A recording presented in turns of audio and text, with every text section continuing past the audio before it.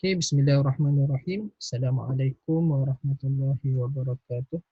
Alhamdulillahi rabbil alamin wassalatu wassalamu ala asyrafil anbiya'i wal mursalin sayyidina Muhammad wa ala alihi wa sahbihi ajma'in. Subhanaka la ilma lana illa ma 'allamtana innaka antal alimul hakim. Wa la haula wa la quwwata illa billahil aliyyil azim. Amma ba'd. Jadi insya-Allah pada tengah hari ini Ustaz akan sambunglah pembelajaran kita berkaitan dengan bahasa Arab 2. Jadi tanpa memazirkan masa, kita terus kepada slide. Okey. Minggu lepas kita dah bincang berkaitan dengan mubtada' dan khabar, masih ingat lagi. Okey, jadi minggu ni kita akan sambung pada tajuk berkaitan dengan khabar, iaitu pelajaran yang kedua.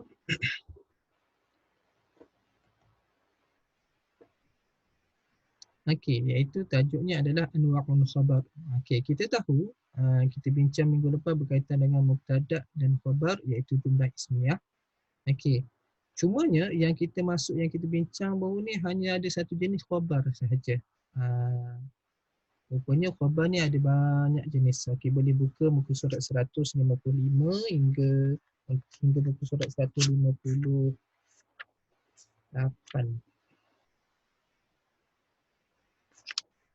Okey. Okey, anwa'ul khabar, kalau kita tahu bahawasanya anwa'ul khabar ni ada 5 jenis semua sekali. Yang biasa kita tengok yang paling mudah sekali adalah khabar mufrad lah. Rupanya dia ada 4 lagi jumlah khabar lain, iaitu khabar jumlah fi'liyah, khabar jumlah ismiyah, khabar syibih jumlah iaitu jar, dan juga khabar syibih jumlah yang menggunakan zaraf. Sebagaimana kaedah kama yakunu khabarul mubtada'i mufradan, sebagaimana khabar mubtada' ni ada yang jenis mufrad, yang jenis tunggal, yakunu jumlatan fi'liyatan, ada juga jumlah fi'liyah atau jumlah ismiyah atau syibah jumlah atau iaitu ai zarfan atau jaran majruran.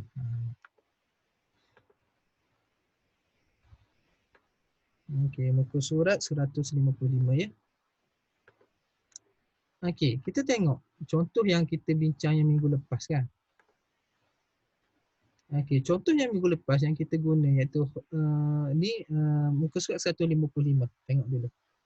Okey, khabarul mubtada' hina jumlah. Khabar mubtada' ketika dia jadi ayat ataupun syibah jumlatin, ataupun seperti ayat. Okey, kita tengok. Kita tengok dulu contoh khabar mufrad. Okey, khabar mufrad ni kita dah bincang dah yang minggu lepas sebenarnya. Iaitu an-namiru syayrisun, al-kalbu alifun, al-najmu lamihun. Okey, ini adalah contoh khabar mufrad. Okey, tapi kita tengok nombor yang 3 kelompok yang pertama tu, okey, memanglah mufrad bagi lelaki. 3 kelompok yang kedua mufrad juga, tapi mufrad bagi perempuan. Tapi bagaimana dengan kelompok yang ketiga? Al-tilmizan ni bukan mufrad, ini adalah musanna. Okey, kena bezalah. Khabar mufrad bukan maksud khabar satu, bukan bilangan satu, tetapi Ustaz lebih suka terjemah sebagai khabar mufrad ini adalah sebagai khabar tunggal. Maksud tunggal ni satu kalimah. Syarisun satu kalimah. Alifun satu kalimah. Hadirani satu kalimah. Jadidani satu kalimah. Sahirani satu kalimah. Itu yang dimaksudkan dengan khabar mufrad. Okey, khabar mufrad ni mudah. Sebab apa? Kalau kita i'rab dia sebagai khabar sahaja. Sebagai contoh untuk an-najmu lamihun, okey, kita akan i'rab najmu tu sebagai mubtada' marfu'un bid dhammah. Itu je lah. Sebab apa kita kata najmu ni mubtada'? Okey, kita kena flashback baliklah. An-najmu lamihun ni adalah satu ayat. Okey, ayat bentuk apa? Okey, bentuk dia adalah jumlah ismiyah. Kenapa jumlah ismiyah? Kerana dimulakan dengan isim. Okey, apabila dengan mula isim, kita kata ini adalah jumlah ismiyah. Jumlah ismiyah mesti ada dua perkara. Yang pertama sekali tu, yang isim yang pertama tu kita panggil mubtada'. Isim yang kedua, kita akan hukum dia sebagai khabar. Cerita kepada najmu itu sendiri. Bintang itu, nak cerita apa? Bintang itu bersinar. Okey, maka lami'un ini kita i'rab sebagai khabar. Okey. Khabar marfu'un bil dhammah. Hukum khabar adalah marfu', hukum mubtada adalah marfu'. Okey, tanda ni macam mana? Tanda ni kita baca dengan dhammah. Dhammah ni apa? Baris depan. An-najmu lami'un. Jangan baca najma ke najmi ke. Lami'un jangan baca lami'an ataupun lami'in. Okey. Tu maka samalah semua ni. Okey, ini adalah mubtada. Semua yang sebelah kanan ni adalah mubtada, yang sebelah kiri ni adalah khabar. Okey, jelas. Okey, kita masuk kepada bahagian yang kedua. Iaitu khabar apa? Khabar jumlah fi'liyah. Okey, yang ni agak rumit sikitlah. Okey, antara contoh di dalam buku dia tulis al-harakatu tuqawwiyul adalat. Pergerakan ni akan menguatkan sendi-sendi. An-nadhafatu tunashitul jisma, kebersihan mencerdaskan tubuh. Anta ata'tal amra, kamu mentaati perintah.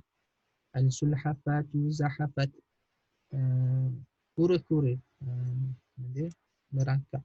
Merangkak. Okey. Jadi kita tengok. Kalau kita tengok ayat ni, al-harakatu. Okey, ambil ayat contoh yang pertama sekali. Al-harakatu tuqawwiyul adalat. Okey, kita tengok. Ini jumlah apa? Jadi kita kenal al-harakah tu alif lam. Jadi kita tahu ini adalah isim. Isim, kalau jumlah yang dimulakan dengan isim, hukum dia adalah kita panggil jumlah ini sebagai jumlah ismiyah. Okey, al-harakah jumlah ismiyah. Kalau jumlah ismiyah, kita akan sebut sebagai kalimah yang pertama isim, yang pertama tu sebagai mubtada. Maka kita pun i'rablah dia al-harakah mubtadaun marfu'un bil dhammah. Itu sebab kita baca al-harakatu. Okey, kita dah tahu dah ada mubtada. Soalan di mana khabar? Tuqawwi khabar ke adalat ni khabar? Kita kena flashback baliklah. Apa itu khabar? Khabar ni cerita. Okey, yang mana satu nak cerita? Mengenai pergerakan. Pergerakan menguatkan. Cerita tu sempurna tak? Pergerakan menguatkan. Cerita tu tak sempurna, jadi tergantung.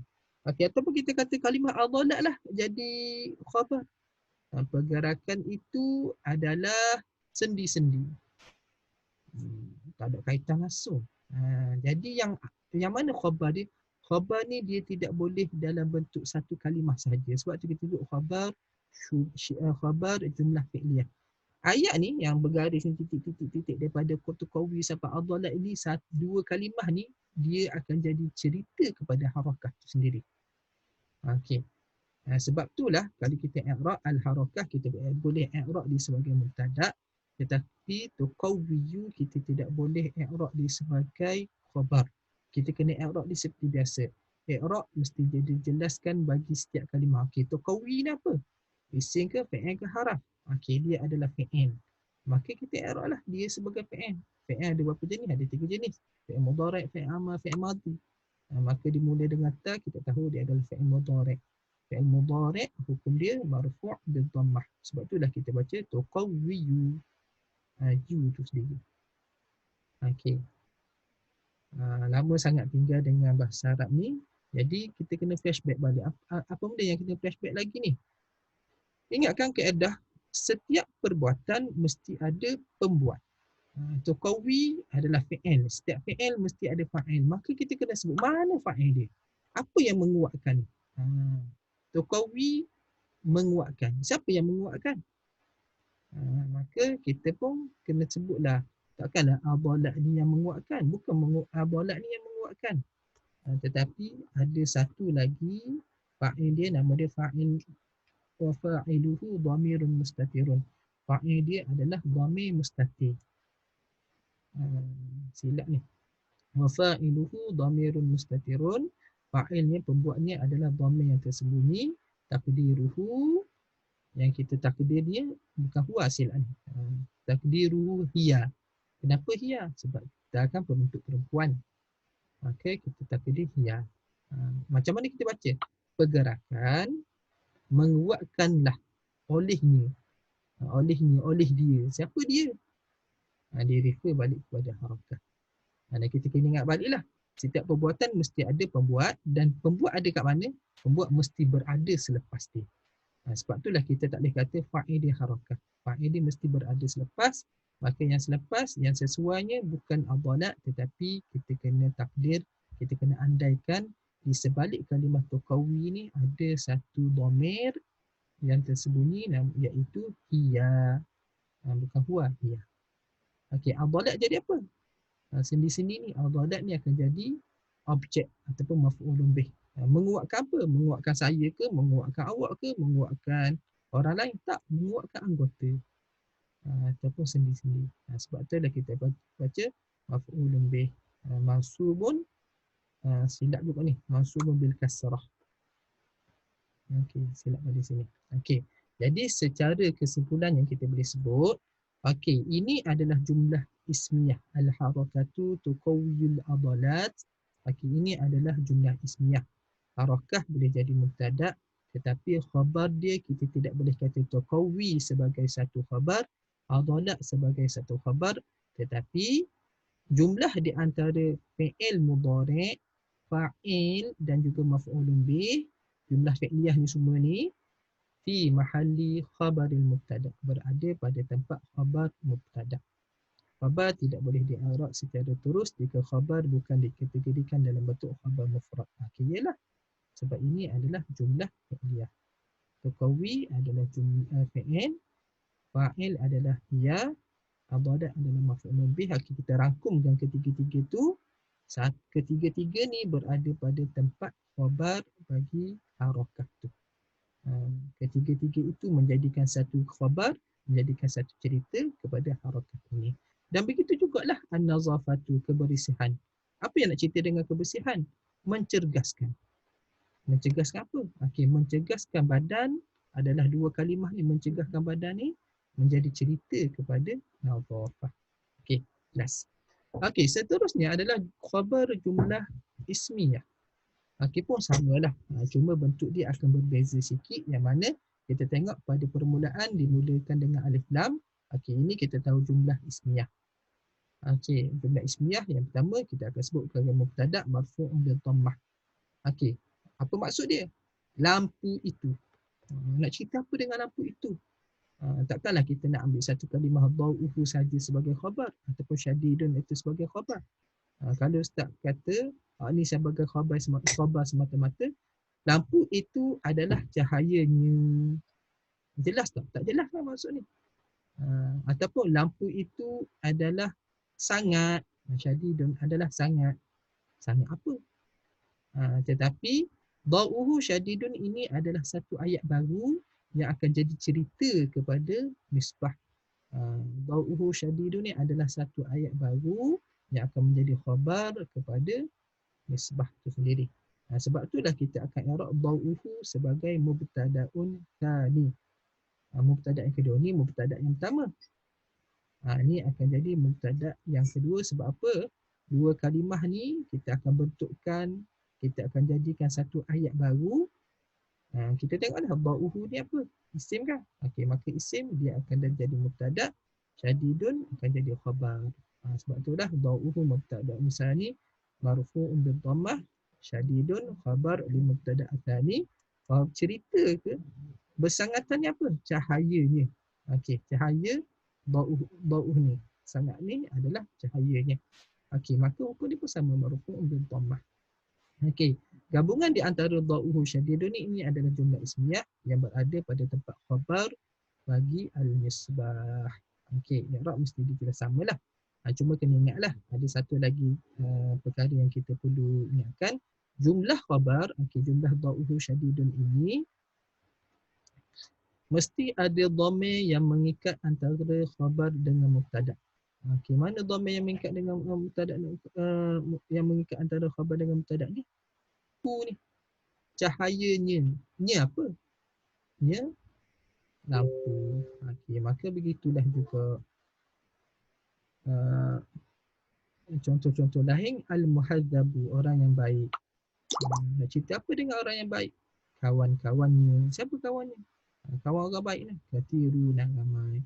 Al-misbahu dhau'uhu syadidun, samalah. Al-bintu jamaluha asyarafu, budak perempuan itu kecantikannya adalah pada kemuliaannya. At-tujjaru syi'aruhum as-sidqu. Peniaga-peniaga itu syiar mereka adalah bercakap benar, jujur. Okey.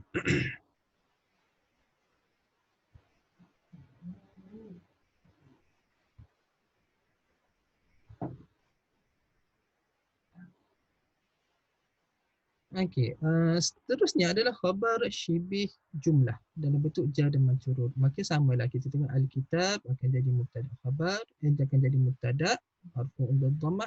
Fi kita tidak boleh jadikan dia khabar, fi matri. Pun kita tidak boleh jadikan khabar, tetapi di dalam daci buku itu ada di dalam daci. Maka fi matri ini adalah dua kalimah yang menjadikan satu cerita pada Alkitab. Sebab itulah kita sebut fi dengan kimatul ini adalah syibih jumlah fi mahalli khabarin mubtada. Sama juga pula as-sarju 'ala al-farsi. Sarju ni disebut sebagai pelana yang kita naik kuda kan. Ada yang lapik dia tu. 'Ala al-farsi di atas kuda. Al-mataru minas sahabi. Hujan daripada langit.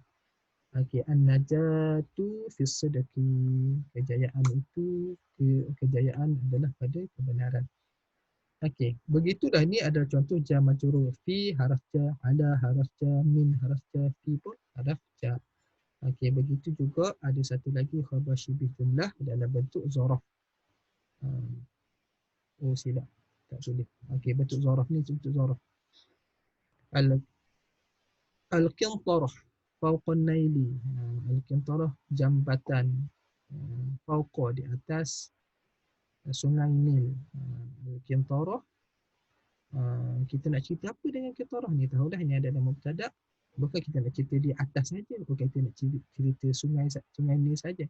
Tetapi kita nak cerita rangkuman kedua-dua ni. Okey, fawqa kita akan i'rab sebagai zaraf makan. Okey, kena rujuk balik pelajaran yang lepas.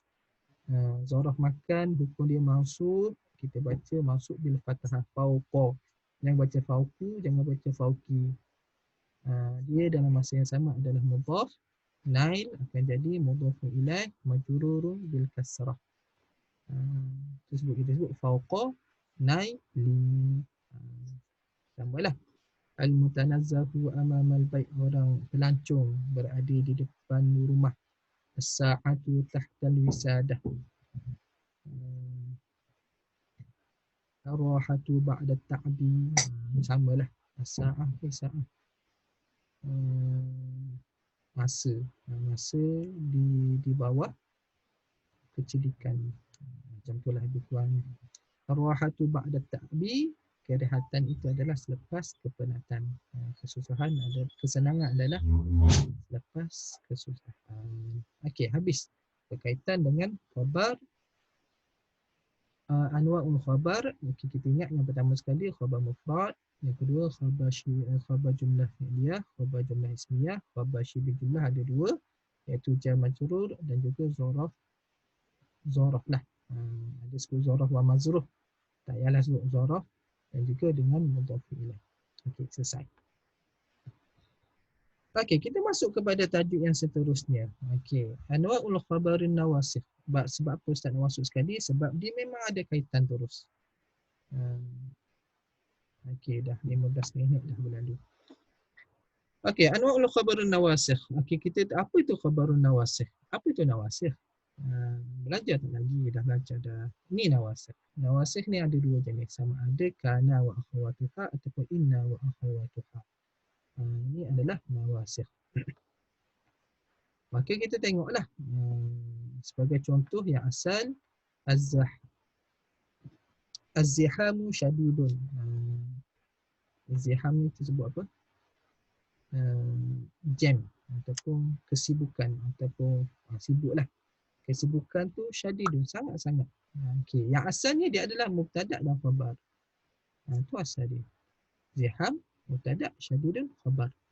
Yang kita belajar sekarang ni lah. Okey, ni semua ni adalah contoh khabar mufrad belaka. Syadidun mufrad, nazifun mufrad, qasirun mufrad, mufrad, semua mufrad. Sama juga dengan sebuah inna wa akhawatuhu ni, saburun, qadimun, qaribun, nadir. Semua adalah khabar mufrad. Okey. Ini adalah mubtada khabar. Yang sebelah kanan ini adalah mubtada khabar, yang sebelah kanan ni adalah mubtada khabar. Okey, tetapi ada fungsi kana bila dia masuk kepada mubtada khabar, dia akan ubah sedikit. Okey, aziham tak berubah, tapi syadidun berubah jadi syadidan. Kana zihamu syadidan. Sama juga dengan ni, al-jamadu asali al-jamanu saburun, jadi innal jamala jadi bagi atas, asal jamadu. Jamala saburun. Okey, kita tengok secara i'rab lah, senang. Ini banyak sangat, tapi boleh cek balik apa yang telah dipelajari pada semester lepas. Okey, ini contoh akana wa akhawataha yang mudah-mudah sahaja. Okey, asal dia perkataan Allahu ghafurun. Allah jadi mubtada, ghafurun jadi khabar. Tetapi bila kita masukkan nasikh ataupun nawasikh, okey, kania ni adalah fi'il. Kita panggil dia fi'il nasikh. Okey. Nasikh ni maksud dia pinda. Apa yang dia pinda? Okey, dia pinda asalnya Allah ini adalah mubtada, dia meminda daripada mubtada jadi isim kana. Itu maksud nasikh. Okey. Dia meminda daripada ghafurun, asal dia adalah khabar kepada mubtada ni, diubah kepada ghafurun jadi khabar kana. Itu yang dimaksudkan dengan nasikh. Sebab itulah kita tak baca, asalnya kita baca Allahu ghafurun, bila masuknya kana, dia baca, ini salah baris ni. Kanallahu ghafura. Ini diubah jadi baris atas. Kanallahu ghafura. Okey, jelas. Ini adalah fi'il nasikh. Dan begitulah adik-beradik dia. Kana, asbaha, adha. Boleh tengok balik pada yang sebelum tu. Tengoklah adik-beradik kana dia berapa? Kana, sara, laisa, asbaha, amsa, adha. Adik-beradik inna pun ada banyak. Inna, anna, ka'anna, lakinna dengan laita. Boleh cek balik lah. Okey. Okey, begitu juga dengan inna. Inna ni kita panggil juga dia sebagai nasikh. Yang meminda daripada yang asal. Cuma kita tak panggil dia fi'il sebab inna ni bukan fi'il, dia ada haraf. Kita sebut haraf nasikh. Okey, dia meminda daripada Allah, dia akan jadi Allaha. Asal dia kepada Allahu ghafurun, dia akan jadi innallaha ghafurun.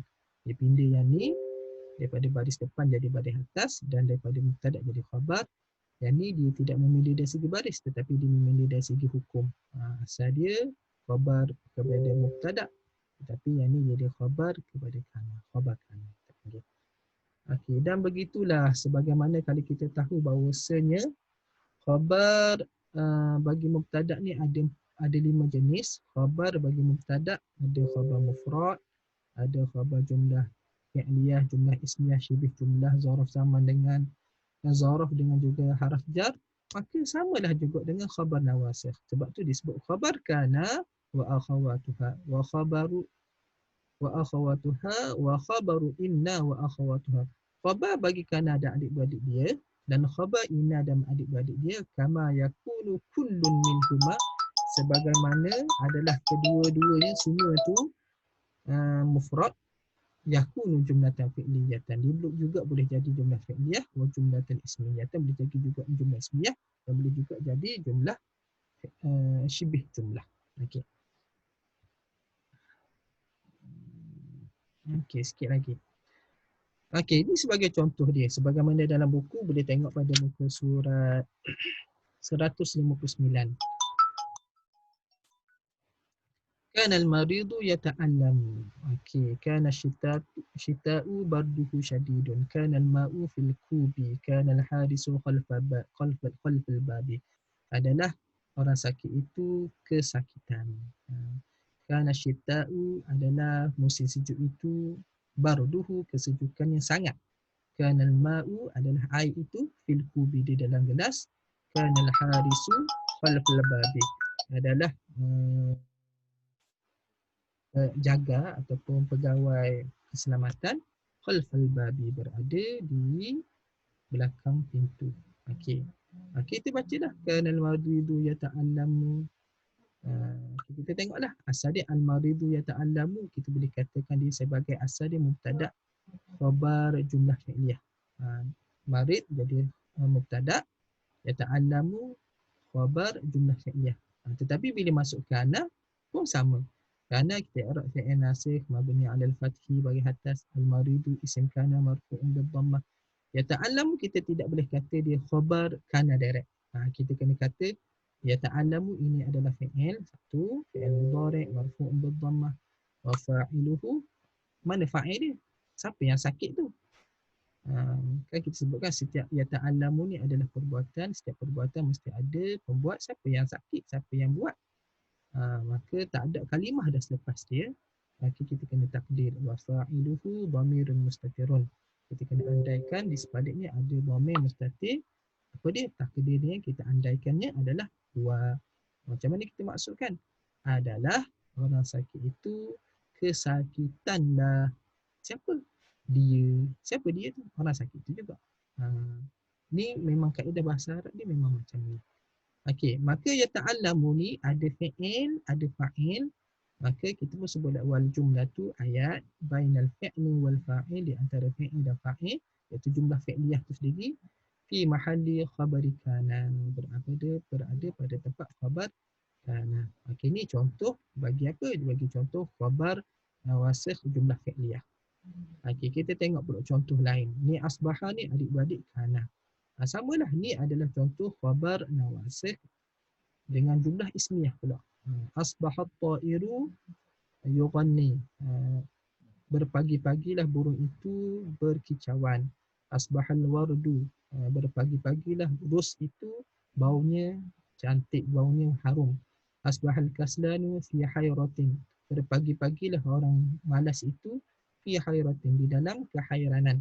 Asbahat tallu fawqal azhari. Berpagi-pagilah embun pagi fawqal azhari, di atas bunga-bunga. Okey, maka kita buat samalah. Asbaha fi'il nasih mabni 'ala al-fathi, al-wardu isim asbaha marfu' bid-dhammah, raihatuhu mubtada' marfu' bid-dhammah. Okey. Raihatuhu dengan jamilah ni dijadikan satu ayat baru, yang mana ayat baru ni akan jadi khabar kepada asbaha. Sebab itulah kita tak boleh kata al-wardu, contoh kita asal lah, al-wardu, bunga ros itu adalah baunya. Tak tercapai lah maksud. Bunga ros itu adalah cantik. Bukan kita nak cerita dia cantik, kita bau dia harum. Maka sebab itulah raihatuhu jamilah ni semua ni mubtada' marfu'un bid-dhammah, jamilah khabar marfu'un bid-dhammah, wal jumlatu bainal mubtada'i wa khabari, iaitu jumlah ismiyah ni di mahalli khabari asbaha, dia akan jadi tempat khabar bagi asbaha. Asbaha ni dia ada isim asbaha satu, iaitu al-waradu, dia ada khabar asbaha yang terangkum di antara raihatuhu jamilah. Okey, ada dua lagi. Okey, samalah. Ini adalah contoh bagi khabar nawasikh bentuk syibih jumlah daripada harf jar.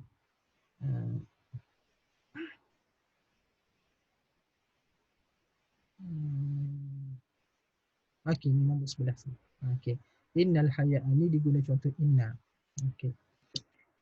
Innal haya'a minal iman. Okey, min harf jar, iman isim majrur. Maka wal jumlatu bainal jar wa majrur, syibih jumlah ni fi mahalli khabar inna.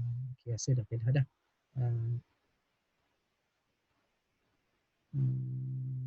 Innal mujidda, sesungguhnya orang yang bersungguh-sungguh, yang fa'u nafsahu, memberi manfaat kepada dirinya.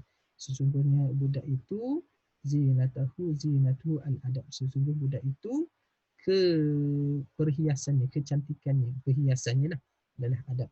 Sesungguhnya innal haya'a minal iman, innal hukma ba'da tajribah. Sesungguhnya hukum ataupun kita nak menghukum sesuatu ba'da tajribah, selepas kita cuba dulu. Yang tak cuba baru kita nak hukum dah. Okey, dan yang terakhir sekali, ini adalah contoh khabar nawasikh dalam bentuk syibih jumlah juga, tetapi menggunakan zaraf.